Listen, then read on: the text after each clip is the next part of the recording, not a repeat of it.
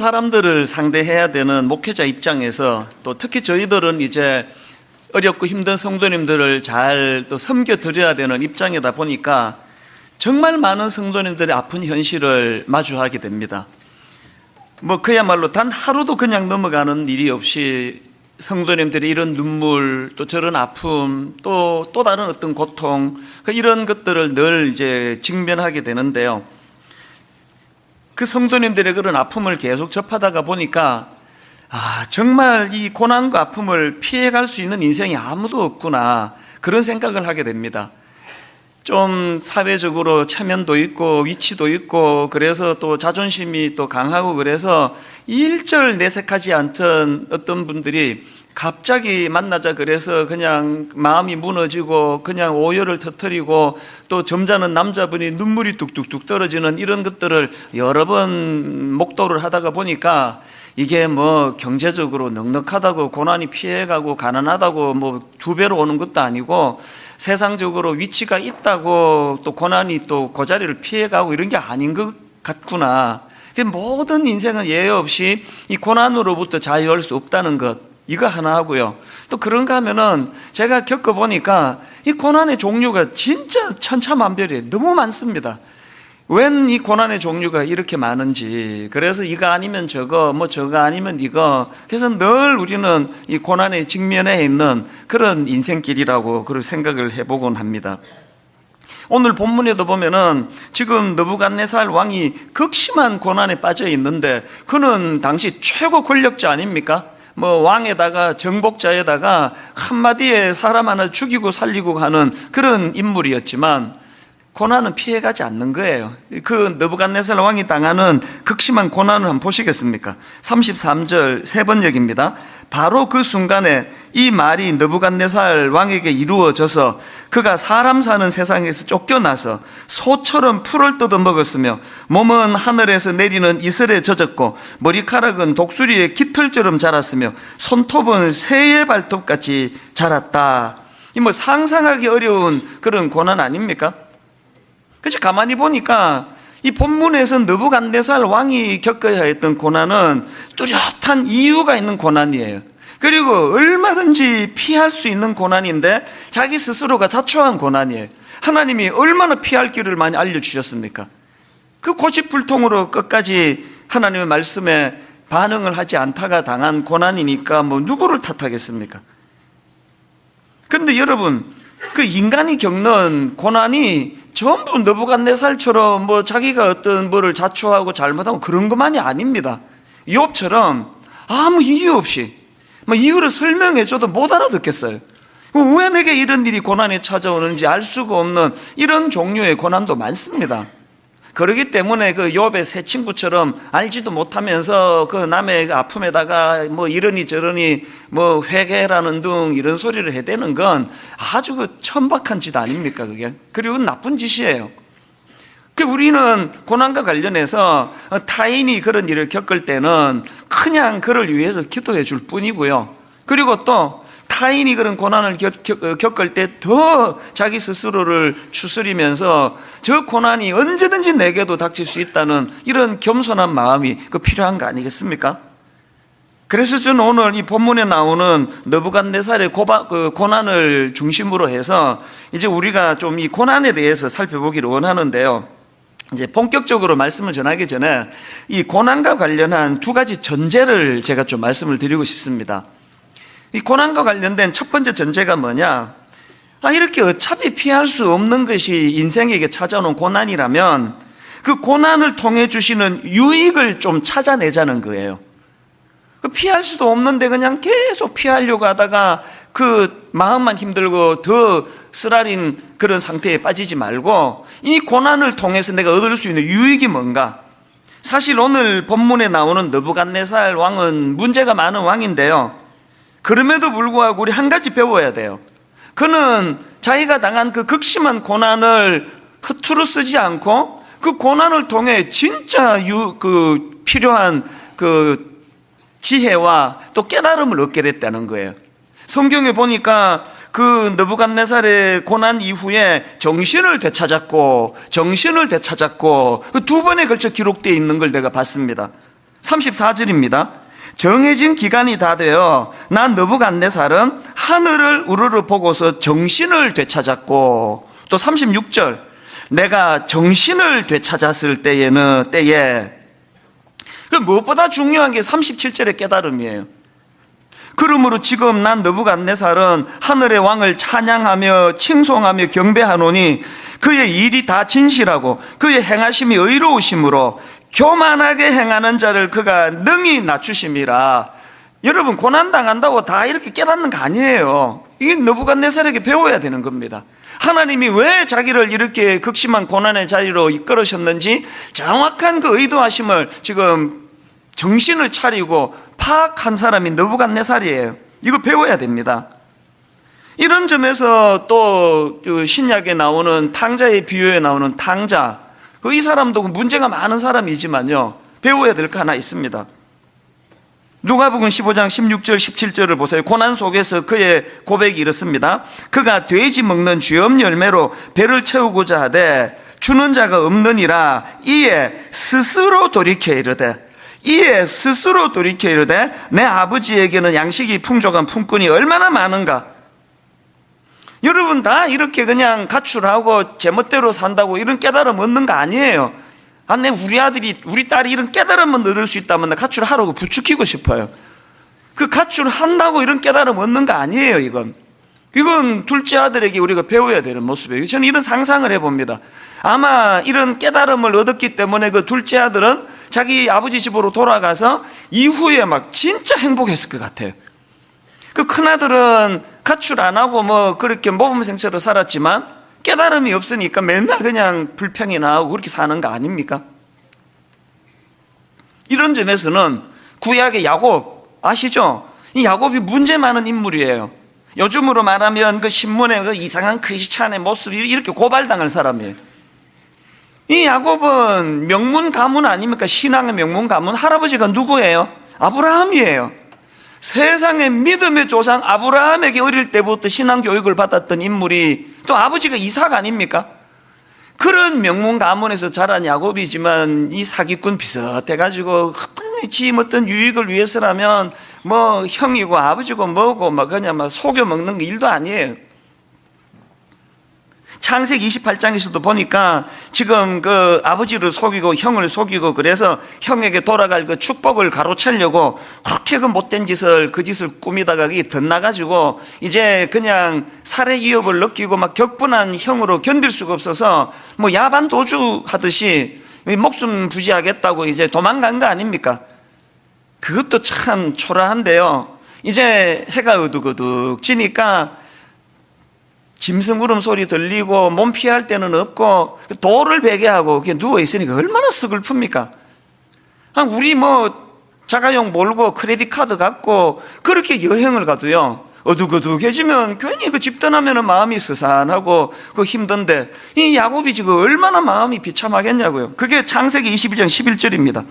한 곳에 이르러는 해가 진지라 거기서 유숙하려고 그곳에 한 돌을 가져다가 베개로 삼고 거기 누워 자더니 이게 무슨 꼴입니까 이게? 그 현실적으로 짐승의 울음소리 들으면 현실적인 두려움에 빠지고 이제 이건 내일은 어디로 가야 되나? 우리 외삼촌이나 받아 주기나 할라? 그런 장래에 대한 불안으로 잠을 이루지 못하는 고난을 누가 만들었습니까? 자기가 자초한 거 아닙니까? 그야말로 우리말에 뭐 자기는 자기가 찔렀지 뭐, 자기 무덤을 지가 판 거지 뭐, 그 얘기 아닙니까? 참 어리석은 야곱이지만 그러나 여러분, 이 야곱에게 배워야 될 거 하나 있습니다. 그 고난을 통해서 그가 얻은 유익이 엄청납니다. 창세기 28장 16절이요. 야곱이 잠이 깨어 이르되 여호와께서 과연 여기 계시거늘 내가 알지 못하였도다. 금을 주고도 깨닫지 못할 유익을 고난을 통해 얻은 인물이 야곱 아닙니까? 그런가 하면은 뭐 요셉 하면은 고난을 활용해서 인생의 그 수직 상승을 경험하게 만든 입지전적인 인물이 또 요셉 아닙니까? 세상에 그 형들에게 배신당해서 팔려나가고 이상한 여자 만나가지고 그것도 누명 써가지고 지금 감옥에 처박혀 있는데 성경은 그런 요셉을 형통한 사람이라는 거예요. 창세기 39장 23절. 간수장은 그의 손에 맡긴 것을 무엇이든지 살펴보지 아니하였으니 이는 여호와께서 요셉과 함께 하심이라. 여호와께서 그를 범사에 형통하게 하셨더라. 무슨 이런 놈의 형통이라 했습니까? 그 끔찍한 누명 당해가지고 지금 감옥에 가 있는데 형통이라는 거예요. 그 제가 이런 요셉의 모습을 보면서 왜 성경은 한 번도 아니고 몇 차례에 걸쳐서 고난당하는 요셉을 형통이라고 그렇게 평가하시나? 내 답을 찾았죠. 시편 119편 71편에 답이 있더라고요. 고난당한 것이 내게 유익이라 이로 말미암아 내가 주의 율례들을 배우게 되었나이다. 다시 말씀드립니다. 인생은 두 종류입니다. 고난이 있는 인생, 고난이 없는 인생, 이렇게 나누지 않습니다. 모든 인생은 고난으로부터 피할 길이 없습니다. 공통점이에요. 그럼 어떻게 나눕니까? 고난을 통해 여호와의 율례를 배우는 인생, 고난을 통해 하나님의 뜻을 발견하는 인생, 고난을 통해 이 고난으로 하여금 내 인생이 요셉처럼 더 비상할 수 있도록 고난을 활용하는 인생. 두 번째 인생은 죽으라고 고난만 당하고 고생만 당하고 아무것도 못 얻는 인생. 대부분이 후자 아닙니까? 대부분이. 저는 시편 119편 71편에 고난 당한 것이 내게 유익이라 이로 말미암아 내가 주의 율례들을 배우게 되었나이다. 이 말씀하면은 같이 떠오르는 구절이 있습니다. 시편 49편 20절. 종기 하나 깨닫지 못하는 사람은 멸망하는 짐승 같도다. 한번 자기를 깊이 돌아보셔야 돼요. 난 어느 쪽인가? 고난이 없어서 축복이 아닙니다. 그 고난을 나는 어떻게 이것을 활용하고 있는가? 그런가 하면은 고난과 관련해서 기억해야 될 두 번째 전제가 있는데요. 피할 수 있는 고난은 피하자는 거예요. 제가 앞에서 고난은 피할 수 없다는 말씀을 드렸는데 이건 총체적인 고난에 대한 설명이고요. 아까 말씀드렸잖아요. 이 고난의 종류가 너무 많기 때문에 얼마든지 마음만 먹으면 피할 수 있는 고난도 많다는 거예요. 불행한 건요, 우리가 마음만 먹으면 피할 수 있는 고난이 거의 대부분인 이게 우리 인간의 어리석음 아닙니까? 오늘 본문의 느부갓네살이 그 케이스 아닙니까? 이 사람은 지금 마음만 먹었으면, 결단만 했으면 얼마든지 피할 수 있는 고난을 끝까지 그냥 하나님이 그냥 경고를 얼마나 많이 했습니까? 그리고 또 알아듣기 쉽도록 막 둘러서 추상적으로 말씀하신 거 아니고, 네가 여기서 지금 불순종하면은 여기서 돌아서지 않으면 요런 고난을 당한다고 명시해서 가르쳐 주는데도 정신 못 차린 게 느부갓네살 아닙니까? 내가 이 본문의 느부갓네살 이렇게 피할 수 있는 고난을 경고를 줬는데도 못 알아듣고 고난당하는 요셉, 이 느부갓네살을 보면서 우리 애들 생각이 나는 거예요. 우리 애들을 키워보면 우리 애뿐만 아니라 모든 집 애들이 다 그런 거 아닙니까? 얼마나 애타게 호소를 합니까? 아빠가 네 나이 때 그 길로 이렇게 가봤더니 그 막다른 골목이더라. 그냥 니는 고생하지 말고 아빠 경험을 삼아 여기서 이렇게 바로 뒤돌아서서 가면 좋다. 암만 가르쳐줘도 그걸 못 알아듣는 게 그게 우리 자녀들 아닙니까? 그러나 걔들은 나무랄 수가 없어요. 왜? 원조가 전데 여기 지금 다 해당하시는 분 아닙니까? 여러분의 아버님이, 여러분의 어머니께서 그렇게 말씀하시던 거 반만 들었어도 이렇게 살았겠습니까? 인간의 미련함이 뭐예요? 암만 가르쳐줘도 직접 경험해보고 막다른 골목까지 가보고 진짜네? 고생하고 되돌아서는 게 그게 인생이라는 거예요. 느부갓네살이 아까 말씀드렸잖아요. 자기가 고난 다 겪고 엄청난 걸 깨달았는데 그 겪기 전에 깨달으면 그 얼마나 좋겠냐고요. 피할 수 있는 고난은 좀 피하자. 이게 이제 두 번째 전제인데요. 이제 좀 본격적으로 이제 본론으로 들어가서 우리는 그럼 어떻게 하면은 이 불필요한 고난을 피할 수 있는가? 느부갓네살을 잘 분석하면 그 답 다 있습니다. 느부갓네살은 어떻게 하면 그 고난을 피할 수 있었느냐? 두 가지가 있던데요. 제가 뒤져보니까 우리에게 그걸 대입해서 자, 어떻게 하면 우리도 느부갓네살처럼 그렇게 불필요한 고난에 빠지는 일이 없도록 어떻게 하면 우리도 불필요한 고난에 빠지지 않을 수 있으려나? 첫째요, 고난 당하기 전에 스스로 교만을 꺾으시면 돼요. 37절. 그러므로 지금 나 느부갓네살은 하늘의 왕을 찬양하며 칭송하며 경배하노니 그의 일이 다 진실하고 그의 행하심이 의로우시며 교만하게 행하는 자를 그가 능히 낮추심이라. 여기에 느부갓네살의 치명적인 미련함이 있고 느부갓네살의 지혜가 있는 이중적인 그 상황 아닙니까? 이렇게 놀라운 깨달음을 고난 당하기 전에 좀 깨닫지 그만. 그러면 그 피할 수 있는 고난 아닙니까? 그렇게 그냥 하나님의 경고를 다 듣고도 29절 30절 12달이 지난 후에 내가 바벨론 왕궁 지붕에서 끈일세 나 왕이 말하여 이르되 이 큰 바벨론은 내가 능력과 권세로 건설하여 나의 도성으로 삼고 이것으로 내 위엄의 영광을 나타낸 것이 아니냐 하였더니 어쩔 수가 없는 거예요. 이 한 가지 살펴볼 게 있는데요. 지난주 말씀드렸지 않습니까? 그 느부갓네살 왕하고 다윗 왕의 그 변질에 그 공통점이 하나 있다 그랬죠. 29절에 느부갓네살 케이스입니다. 12달이 지난 후에 내가 바벨론 왕궁 지붕에서 끈일세. 그 다음에 사무엘하 11장 2절은 다윗 왕의 케이스입니다. 저녁 때에 다윗이 그의 침상에서 일어나 왕궁 옥상에서 거닐다가, 둘 다 그 옥상을 거닐다가 이제 어려움을 겪었거든요. 그런가 하면은 지난주 살펴본 마태복음 4장 5절 마귀가 예수님을 시험할 때 이에 마귀가 예수를 거룩한 성으로 데려다가 성전 꼭대기에 세우고, 이게 다 공통점이 있는 것 같은데요.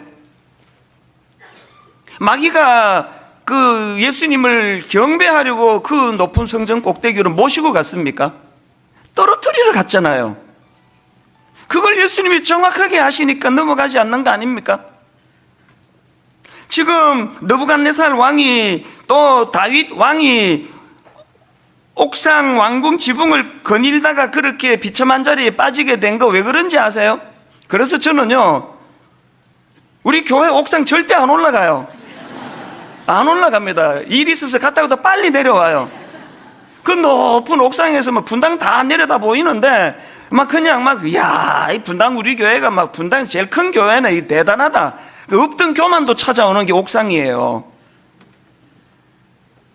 지금 여기 그냥 주변 사람들이 여러분 자꾸 그렇게 막 비행기 태워가지고 옥상으로 올라가가지고 우쭐하신 분 오늘 진짜 잘 오셨습니다. 그거 진짜 위험한 상황이에요, 지금. 여러분, 그거 진짜 위험한 거예요. 제가 제 자신에게 독백하는 말이 있는데, 추락하는 건 날개도 없다. 이찬수, 정신 차려. 이게 저한테 하는 얘기예요. 추락하는 건 날개도 없습니다. 생각해 보세요. 마귀가 예수님을 그렇게 높은 성전 꼭대기로 간 거 경배하기 위한 게 아니라 떨어뜨리기 위한 거라고 한다면 오늘 우리를 향한 공격의 패턴도 다 비슷한 거 아닙니까? 지금 그냥 거품이 무성해가지고 저는 저를 카푸치노 커피라고 그렇게 별명을 오래전에 붙였는데, 이 거품만 무성한데 그냥 그렇게 그냥 아무것도 없는 제가 공중에 붕 떠 과장된 평가를 받는 게 얼마나 두려운 일인지 아세요? 제가 무너져 보세요. 제가 사고 한번 쳐보세요. 3대가 대한민국에서 못 살아요. 제가 사고 치면 우리 아들이 고개 들고 다니겠습니까? 이게 너무너무 위험하고 두려운 상황이에요. 자꾸 주변에서 여러분 띄워준다고 그냥 우쭐해가지고 교만이 그냥 머리 끝까지 올라가 있는 분들은요, 오늘 잘 오셨어요. 바로 회개하고 정신 안 차리면 내일부터 고난이 시작되는 거예요. 내일부터. 느부갓네살처럼 여러분 스스로가 내려오지 않으면 하나님이 끌어내리면요, 그 비참한 거 아닙니까? 빌립보서 2장 3절에 보니까 아무 일에든지 다툼이나 허영을 하지 말고 오직 겸손한 마음으로 각각 자기보다 남을 낮게 여기고. 옥상에 올라가 있는데 그 옥상 위에 누구를 나보다 낮게 여깁니까? 내가 최고인데.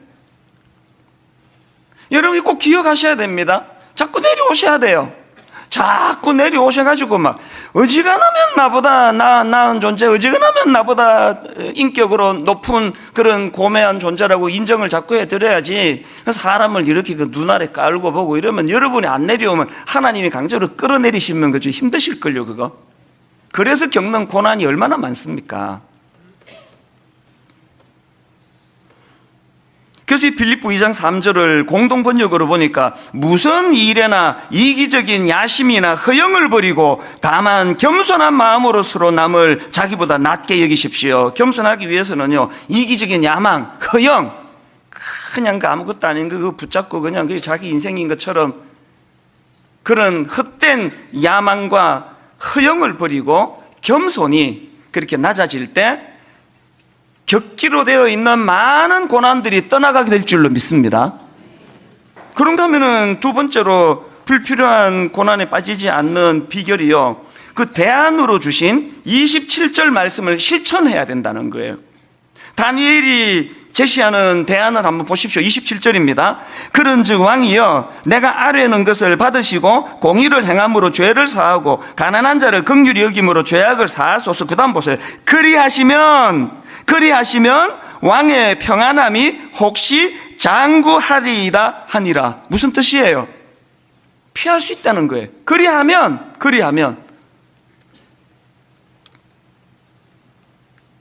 느부갓네살이 27절에 다니엘의 그 대안을 따랐더라면 그렇게 그냥 왕이 그 수치스러운 비참한 자리에 빠지는 걸 피할 수 있었대잖아요. 이제 우리가 그거를 잘 살펴봐야 되는데요, 그 다니엘이 제시하는 대안이 보니까 두 가지가 있네요. 첫째, 공의를 행하고요. 공의를 행하고. 27절. 그런즉 왕이여 내가 아뢰는 것을 받으시고 공의를 행함으로 죄를 사하고. 여러 번 말씀드렸지만 그는 포악한 왕이에요. 꿈도 설명도 안 해주면서 꿈 내용도 안 가르쳐주면서 꿈풀이 못한다고 그냥 죽여버리고 하는 그거 얼마나 이게 포악한 짓이에요. 그리고 그 자기 야망을 위해 가지고 군대를 동원해 가지고 남유다를 위시해서 주변에 수많은 나라들을 짓밟고 죽이고 또 그 포로로 끌고 가고, 이런 포악한 짓을 한 게 그게 느부갓네살인데, 다니엘이 당신 진짜 고난을 피하고 싶습니까? 그런 포악한 짓을 멈추고 공의를 행하라는 게, 공의를. 오늘 우리에게 적용되는 거 없습니까? 여러분, 피할 수 있는 고난이 있다는데 그 고난을 피하려면 어떻게 한다고요? 내 위치에서 내가 저지르고 있는 포악한 짓을 그만두는 거예요. 제 생각을 많이 해봤습니다.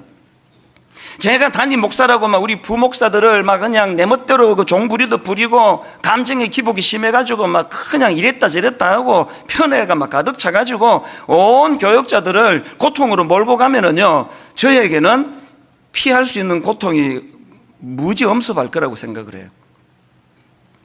제가 그 신학교 다닐 때 가까운 전도사님 주일 지나고 화요일 날 신학교 오면은 울분을 토하는 게 잊혀지지가 않아요. 이분은요, 토요일 날 이제 교회 딱 가면은 제일 먼저 해야 되는 게 담임 목사님 차 세차를 해야 된대요. 그리고 또 담임 목사님 사모님을 모시고 뭐 시장도 보러 가야 되고 사모님 모시고 병원에도 모시고 가고 그 운전수 노릇을 한대요. 여러분, 너무너무 존경해서 스스로 그냥 목사님 차라도 닦자 그러면 무슨 이게 문제가 돼요? 그냥 교육전도사를 그 주의 종으로 대하지 않고 몸종 비슷하게 대하는 그 문제 아닙니까? 그 목사님 뭐 지금 벌써 은퇴하셨겠지만, 그리고 뭐 그분의 삶이 어떤지 잘 모르지만 적어도 그분 마음에 그 목사로서 하나님 주시는 평강이 글쎄 뭐 또 긍휼로 은혜로 주셨을지 안 주셨을지 모르지만, 오늘 여러분 우리 각자 자리에서 여러분 그 갑질이라는 이런 단어가 안 나와야 되고요, 각자 우리 자리에서 그 포악한 짓을 멈춰야 됩니다. 그게 고난을 피하는 방법이라고 지금 성경이 제시하고 있거든요. 그런데 여기서 한 가지요. 그 느부갓네살은 왜 그 다니엘의 말을 듣지 않고 그렇게 포악한 짓을 계속했느냐? 23절에 난 답이 있다고 생각합니다. 23절을 보세요. 왕이 보신즉 한 순찰자, 한 거룩한 자가 하늘에서 내려와서 이르기를 그 나무를 베어 없애라. 여기 나오는 한 순찰자는 정확하게 어떤 존재인지 의견이 분분해요. 왜냐하니까 성경에서 이 단어가 다니엘서에만 나오고 있고요, 그리고 또 그 외경에서는 이 표현을 그 천사를 표현할 때 사용한다는 기록은 있는데 학자들마다 의견이 분분해요. 그래서 여기 나오는 한 순찰자는 그저 천상의 어떤 존재로 정도로 뭐 짐작하는 거지 정확하게 그 실체를 모릅니다. 그러나 우리 한 가지 알 수 있는 건 뭐예요? 오늘도 하나님은 저 같은 목사 또 각 각종 어떤 사람과 더불어서 그 지도자 역할을 하는 사람들에게는 한 순찰자를 보내가지고 감시하고 계신다는 거예요. 그걸 모르니까 사람에게 들키지만 않으면 되는 거 아닙니까? 성도에게 들키지만 않으면 되는 거 아닙니까? 지금 여러분 그 무슨 그루밍, 성폭행, 이 듣지도 보지 못한 이런 표현들이 그 교회에서 나왔다는 말이 이게 억장이 무너지는 이야기 아닙니까? 뭐 신학교 나오고 뭐 목사 안수 받고 다 소용없습니다. 영안이 어두우니까 하나님이 그 한 순찰자를 보내주셔가지고 우리를 감시하고 계시다는 걸 인식을 전혀 못하니까, 그래서 여러분 영적인 지도자들은요 이걸 노래를 불러야 돼요. 아무도 본원이 없을 때 나는 어떤 사람인가, 아무에게도 들키지 않은 내 모습은 어떤 모습인가. 이건 목회자인 저에게만 해당되는 거 아닙니다. 여기 지도자 아닌 사람 누가 있습니까? 난 주부인데요, 애 키우는 주부인데요. 여러분 그 한 가정의 주부는요 아들, 딸 앞에서 지도자 아닙니까? 남성들은 한 가정의 가장, 그 지도자 아닙니까? 여러분 어떤 상황이든지 간에 하나님께서 한 감찰자를 보내주셔서 우리를 감시하고 계시다는 걸 잊지 마시기를 바랍니다. 이런 면에서 저는 이 본문을 가지고 묵상할 때 마음에 찔림이 많고 아픔이 많아요.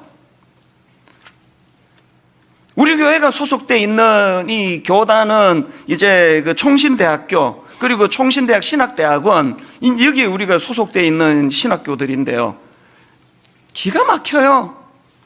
지금 총장님 감옥 가 있습니다. 지난해부터 올 연초 우리 이 총신 학부생부터 해가지고 신대원 그 원우들 전도사님들이 저에게 메일 보내오고 눈물로 목사님 아파 죽을 것 같다고. 세상에 저 어린 신학생들이 얼마나 귀한 신학생들입니까? 그 젊을 때부터 그래도 주의 종이 되겠다고 그렇게 열심히 공부하고 있는데 학교가 그냥 뭔 일이 어떻게 복잡하게 일어나는지, 무슨 일로 그렇게 총장님이 구속돼야 되고. 근데 너무 미안한 거예요. 여러분 저는요 그 20대 젊은 그 신학생들을 보면 내 진짜 불쌍해요. 그리고 막 미안해 죽겠습니다. 저야 뭐 이제 뭐 그럭저럭 이제 뭐 목회 이만큼 뭐 했고 좀 지나면 이제 은퇴하지만 이제 신학 준비하는 저분들은 어떻게 해야 됩니까? 세상에 교회 이미지가 이렇게 그냥, 우리 같은 기성세대 목사들이 그 싸지를 놓은 똥 치우느라고 아마 죽을 고생하는 게 우리 후배들일 거예요. 너무너무 미안한 거예요.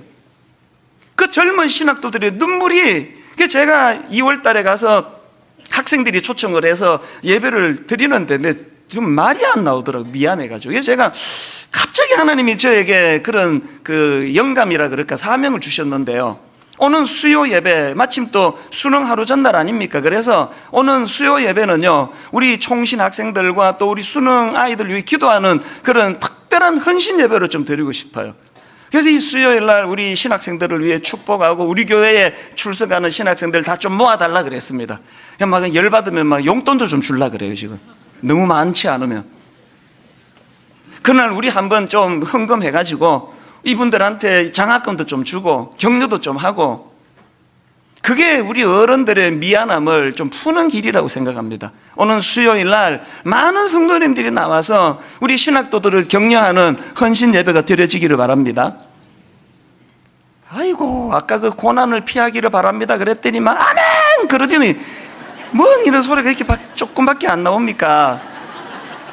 오늘 수요일 날 막 제가 지금 말씀 준비하고 있는데 막 근래에 전무후무한 놀라운 말씀이 선포될 줄을 믿습니다. 그래서 우리 젊은이들을 좀 격려하고 또 수능시험 보는 아이들 좀 용기를 좀 북돋아주고 이런, 제가 이번 수요 말씀을 준비하는데 막 얼마나 마음이 설레이는지 모릅니다. 그런가 하면은 두 번째로 여러분 대안 하나 더 있는데요, 가난한 자를 긍휼히 여기라는 거예요.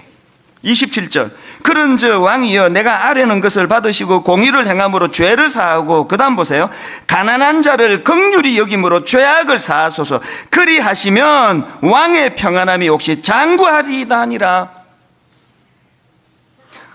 여기 여기서 가난한 건 물질적으로, 1차적으로는 물질적으로 가난한 것들을 설명하겠지만, 그러나 여러분, 포괄적으로 뭔 말씀하는지 이해가 되는 거 아닙니까? 억울한 일을 당해도 가난하고 힘이 없어서 그 억울함을 호소할 곳이 없는 이웃들의 편이 되는 거, 가난하고 힘든 이런 것들 때문에 상한 마음, 약자, 장애인, 돌봄이 필요한 이웃들, 이런 연약한 이웃들을 주님의 마음으로 긍휼히 여기는 그 마음을 회복할 때 피할 수 있는 고난을 주신다는 거예요. 고난을 피하게 해주신다는 거예요. 지금 우리 교회 에듀투게더, 컬처투게더, 그 고급 인력들이 지금 돈 한 푼 안 받고 얼마나 많이 가서 아이들 과외 공부시켜주고, 또 그 가난한 지역 아이들 자기 돈들이 악기 사가면서 컬처투게더 악기 가르쳐주고, 여러분, 이런 분들이 가지고 있는 그 정신이 오늘 너부갓네살이 안 갖고 있는 그런 정신 아닙니까? 제가 오늘 이 설교를 준비하면서 갑자기 생각이 나가지고 담당 그 목사님한테 메일을 보냈습니다. 지금 우리 교회 사고 있는 이웃사랑부의 긴급 구호뱅크 현황이 어떻게 되느냐. 깜짝 놀랐습니다. 여러분이 해주신 헌금이요, 지난 4년간 해주신 헌금이 19억 원이 모였대요. 이 긴급 구호뱅크 하나만 놓고. 그리고 또 글자 그대로 긴급한 일로 절망하는 분들 무려 1089명이 그 혜택을 받았대요. 내 머리 숙여 존경을 표합니다. 아침에 제가 마음에 그런 결단이 생기더라고요. 하나님, 이 19억 원의 헌금이 190억 원이 될 때까지 이 일이 계속되기를 원합니다. 하나님, 어려운 일을 당해 낙심하고 절망하는 그들에게 이런 조그만 혜택을 드리는 일을 1089명이 혜택을 받은 걸로부터 해서 1890명이 혜택을 받는 그날까지 이 일이 계속되기를 원합니다. 지금 이삭 죽기 헌금, 노인 성김부, 청소년 성김부, 반찬 전달부, 도배 봉사부, 또 복지재단에 우리 수많은 젊은 복지사들, 직원들, 한 번은요, 교회 엘리베이터에서 어떤 여성 성도를 만났는데요, 어디 가시느냐고 물었더니 반찬 만들러 간대요. 근데 처음에는 좀 헷갈렸어요. 잘못 들었나? 무슨 성도님이 교회에 그 반찬 만들러 오느냐고. 그래서 알고 봤더니요, 매주마다 정말 오른손이 아는 거 왼손이 모르게, 왼손이 아는 거 오른손이 모르게 반찬 만들어가지고 독거노인, 반찬을 만들어 먹을 수 없는 경제적으로 어려운 집 몰래 그거 지금 그 일을 수년 동안, 10수년 동안 하고 있다는 거예요. 잠언 19장 17절에 가난한 자를 불쌍히 여기는 것은 여호와께 구워드리는 것이니 그의 선행을 그에게 갚아주시리라. 이런 마음을 갖고 계시는 주님이 그 연약한 이웃 가난한 자들을 위하여 수고하는 그 손짓 하나를 외면하시겠습니까? 여러분, 그냥 가난한 이웃에게 그 돈 한 푼 그 아까워서 부들부들 떨면서 헌금도 안 하고 그러다가 고난이 와가지고 막 한꺼번에 다 잃어버리는 일이 이 비일비재한 거 아십니까? 오늘 난 결론을 이렇게 맺기를 원합니다. 빌립보서 2장 3절 4절 아무 일에든지 다툼이나 허용을 하지 말고 오직 겸손한 마음으로 각각 자기보다 남을 낮게 여기고, 이게 다니엘에 대한 1번. 그 다음 4절은 2번. 각각 자기 일을 돌볼 뿐더러 또한 각각 다른 사람들의 일을 돌보아 나의 기쁨을 충만하게 하라. 오늘 성찬식이에요. 우리 안에는 이런 선한 마음이 안 나옵니다. 우리 안에는 이런 선한 생각이 나오질 않습니다. 그렇기 때문에 빌립보 2장 6절부터 8절 그는 근본 하나님의 본체시나 하나님과 동등됨을 취할 것으로 여기지 아니하시고 오히려 자기를 비워 종의 형체를 가지사 사람들과 같이 되셨고 사람의 모양으로 나타나사 자기를 낮추시고 죽기까지 복종하셨으니 곧 십자가에 죽으심이라. 끝없이 당신을 낮추어 우리를 구원해 주신 예수 그리스도의 십자가의 그 사랑의 정신과 그 능력만이 우리로 하여금 이런 일을 행할 수 있는 동력을 제공하는 줄로 믿습니다. 오늘 성찬식 때 십자가 앞으로 나아가셔서 이 은혜를 구하시기 바랍니다.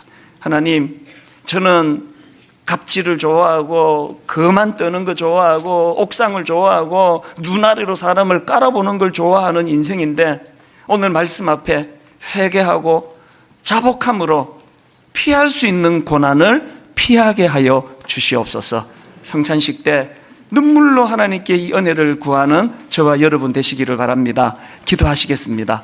하나님 아버지, 오늘 본문을 읽고 묵상하면서 두려움을 느낍니다. 자꾸 옥상으로 올라가려고 하는 우리의 본능을 억제하기가 어려운데, 하나님 강제로 끌어내리기 전에 스스로 낮아져 나보다 주변 사람을 더 존귀한 존재로 높여줄 수 있는, 나보다 남을 낮게 여기는 아버지, 고난을 피하는 대안을 실천할 수 있도록 도와주시옵소서. 교만을 버리고 조금이라도 가진 거 있다면 경제적으로 어려운 가난한 이웃을 위해 나누어 쓰라는 주님의 명령으로 받고, 고난 당해서 다 뺏기기 전에 하나님 선한 일에 이것을 같이 사용하고 나누는 저희들 되게 하시고, 아버지 이 시대 젊은 신학도들, 젊은 목회자들, 그들에게 아버지 긍휼을 베풀어 주셔서 하나님 이 시대에 한번 쓰임받는 종들이 되도록 저희들이 기도하는 은혜도 허락하여 주시옵소서. 인도해 주심을 감사드리옵고 예수님 이름으로 기도드립니다. 아멘. 이제 우리 사도신경 신앙 고백하심으로 성찬식을 거행하도록 하겠습니다.